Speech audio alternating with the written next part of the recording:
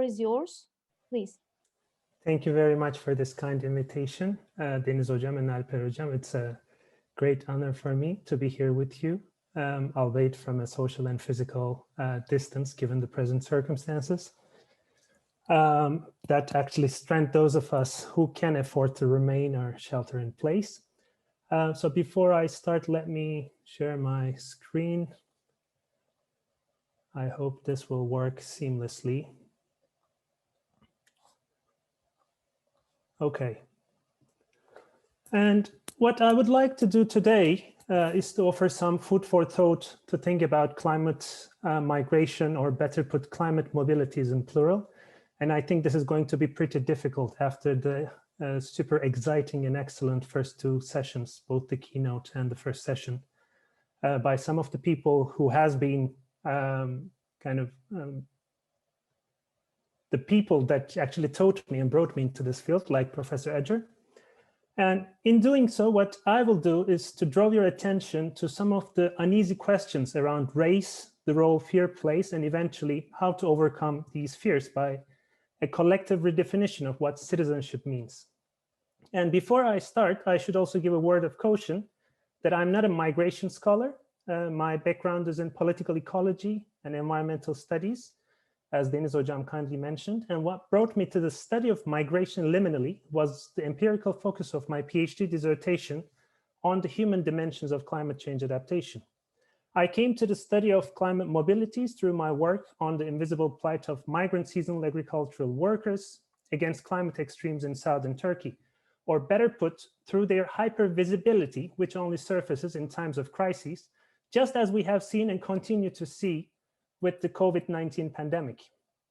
Migrant seasonal agricultural workers, who are among the most marginalized and sidelined segments of the global population, are by no coincidence one of the most essential groups to the functioning of global agri-food system, and hence were granted exceptional status to move across borders on par with health workers and diplomats by Council of Europe decision back in June 2020. But let's move to one photograph, which I believe embodies the totality of the debate on fear, race, and climate mobilities very vividly.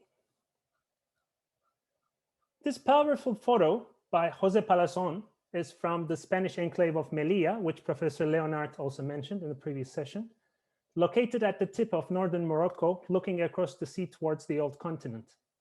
When I think of climate change, migration, race, and privilege, this is the exact image that comes to my mind. Not least because the image features almost all tones of the climate migration debate. We have young men as sub-Saharan African immigrants hanging on a few meters high wall, who made it there after a long trip, most possibly, being chased by riot police in full combat gear. Meanwhile, a rich white couple continues their golf match, a game often associated with class privilege and elitism, but also with high levels of water consumption and other types of conspicuous consumption. And all this happens in a part of the world where the rain is scarce and will get more scarce. I feel like if there is one image that puts white anxieties, black bodies, climate change, and migration together, probably this is it. Andrew Baldwin from Durham University, whose work have taught me so much over the years and that I will draw on quite a bit today, observes that climate migration debate is a racialized debate as manifested by at least three characteristics. He says that first, naturalization of the topic. Second, the loss of political status and hence the agency, or if you wish, autonomy of migration.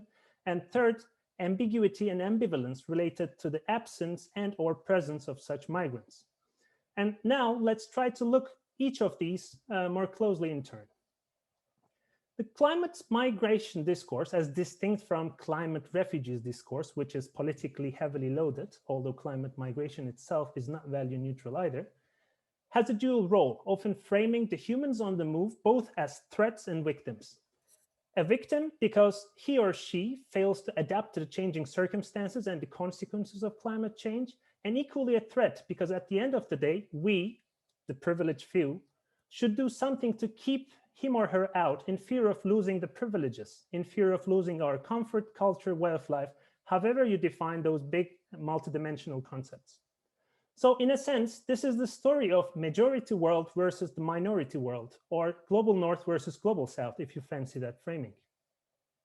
Baldwin observes that, and here I quote him, if the climate change migrant is figured as a problem, the figure is not a problem for white bodies per se, but for the values that are made to signify whiteness, values that enable people to identify as white. In this sense, the climate change migrant is imagined to be a figure capable of destabilizing a set of values, or indeed a presumed stable social order upon which white power and privilege are sustained, end of quote.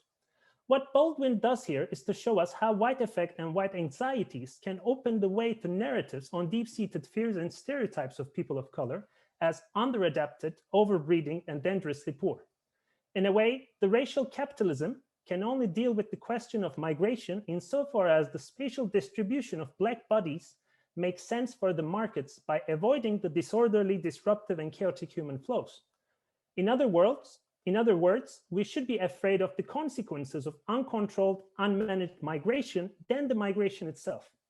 As Baldwin reminds us, white effect is an orientation that reduces climate change to the technocratic question of where and under what conditions people can move as a precondition for human survival.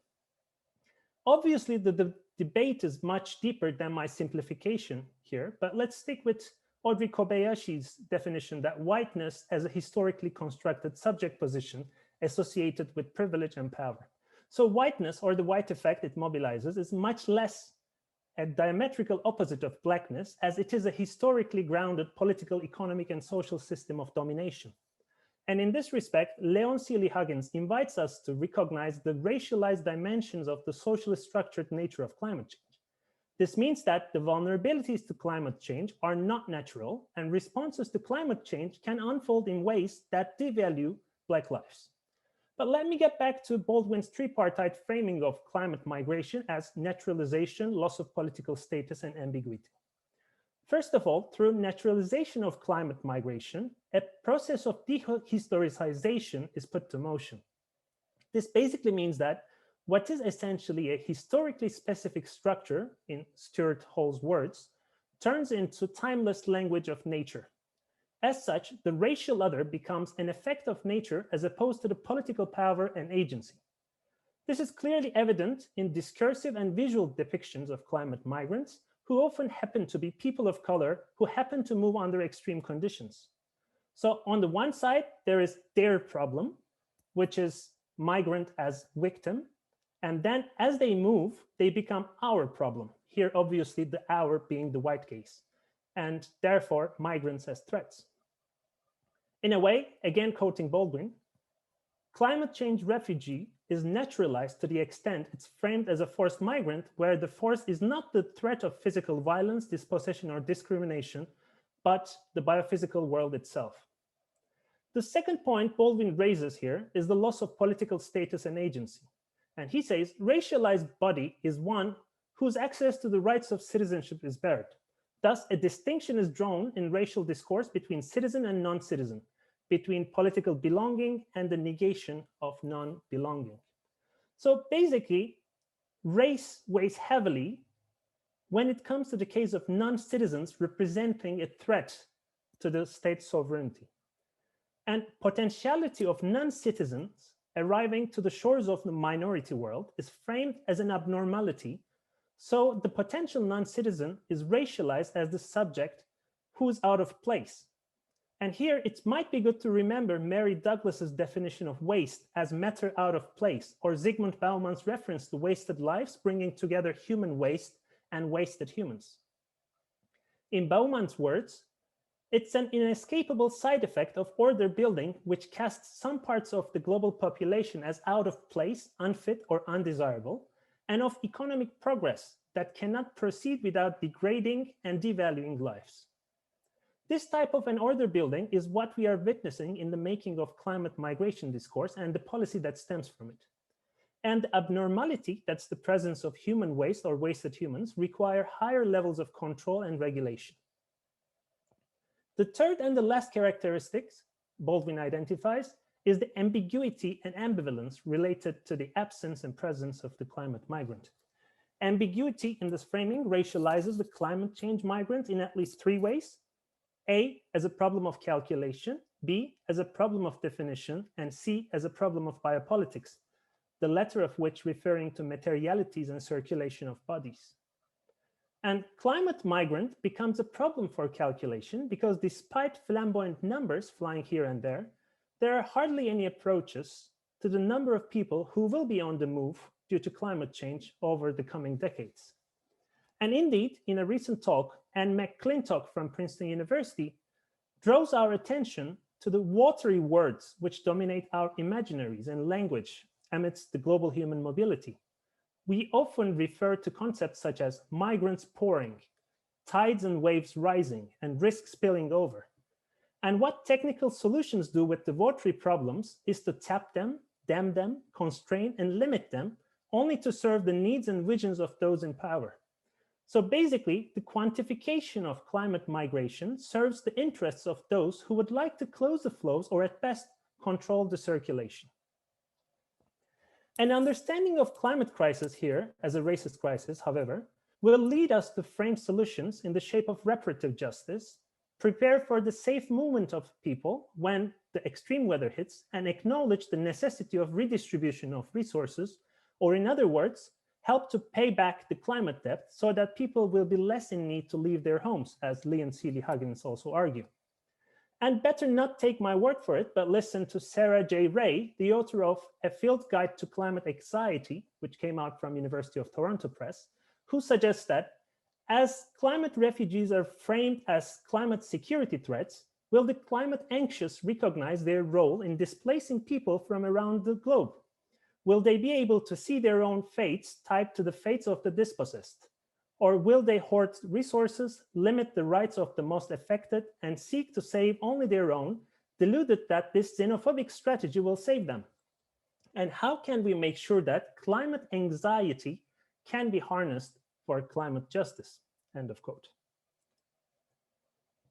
My suggestion here is to unpack the scaremongering, which is what we tried to do in a recent forthcoming piece co-authored by Giovanni Bettini, Nicolas Barrett, and myself. So while the science of attribution is developing, we are still unable to immediately link migration to climate change. And Professor Edger in the previous session already mentioned the recent work of Sebastian Schutte and others, who have argued with robust evidence that drought and temperature anomalies are weak predictors of asylum migration, and thus challenging the simplistic notions of climate-driven refugee flows. And here I quote them: instead, core contextual characteristics shape latent migration potential, whereas political violence and repression are the most powerful predictors of time-varying migration flows. Future asylum migration flows are likely to respond much more to political changes in vulnerable societies than to climate change, end of quote. Thus, to understand the relation between climate change and migration as a system of racial power means going beyond the reductive claim that a climate injustice happens when a person of color relocates due to climate change. This calls for an abolitionist approach to climate justice that puts intersectionality of race, class, gender, and the post-colonial condition to its core. And here I'm thinking of the work of Carmen Gonzalez, who suggests that race-conscious analyses of carbon capitalism grounded in political economy can foster alliances among scholars and social movements that seek systemic change by highlighting common patterns of resource mobilization. One important notion she uses to talk about spaces of climate immobilities is the sacrifice zones of racial capitalism, which I believe is a powerful way to describe reality. And it's equally telling that academia is not immune or innocent in this regard. For instance, Etienne Piguet and colleagues have conducted a research on the uneven geography of environmental migration, and they concluded that research on environmental migration conducted by researchers from the global north tend to overemphasize global south by lots of overstudied cases, intrinsically making it a southern problem or a security risk for the global north. And I guess I do not even need to mention about the controversies that were already raised in the first session around Darfur being the first climate war or Syrian war allegedly being caused by drought. However, what we can do instead is to accept human mobility as our initial condition. As Thomas Nail suggests in his work on kinopolitics, the movement can be the norm and not the exception. Such a perspective brings us to frame the issue as climate mobilities in plural, rather than climate migration. And a focus on mobilities can help us to focus on complex movements of people, objects, and information, and the power relations behind the governance of mobilities and immobilities. So in this sense, there's a need to understand and analyze mobilities and immobilities as relational and inseparably interconnected across scales, as well as being uneven and diverse as they are shaped by structural factors, as the works of Mimischeller, Hanne-Wiegel, and others also confirm. The problem is not so much that people move, because literally this is what people have been doing since time immemorial, but rather who moves, under which circumstances, and who controls the movement, regulates, permits the mobility of bodies under a changing climate.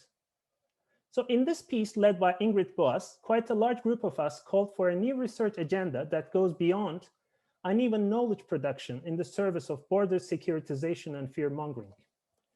This obviously implies that further and more diverse research funding is necessary, as well as a critical attention to different scales and levels at which we can discuss climate change and migration.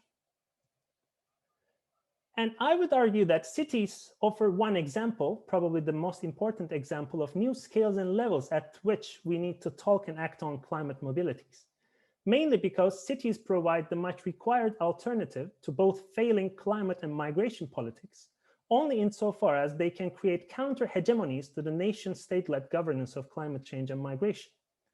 Urban climate justice, in this respect, needs to be the guiding principle, with its attention to constructing new scales and politicizing difference all the way from community-based climate and migration justice struggles to large-scale material and immaterial infrastructures, including unmaking of borders as infrastructures that underpin territory, authority, sovereignty, and jurisdiction. In a way, tapping into the transformative possibilities that cities offer us can help to envision alternative futures. One example of such experiments is to merge climate and migration agendas by expanding intersectional approaches to progressive municipalism so as to produce fearless cities.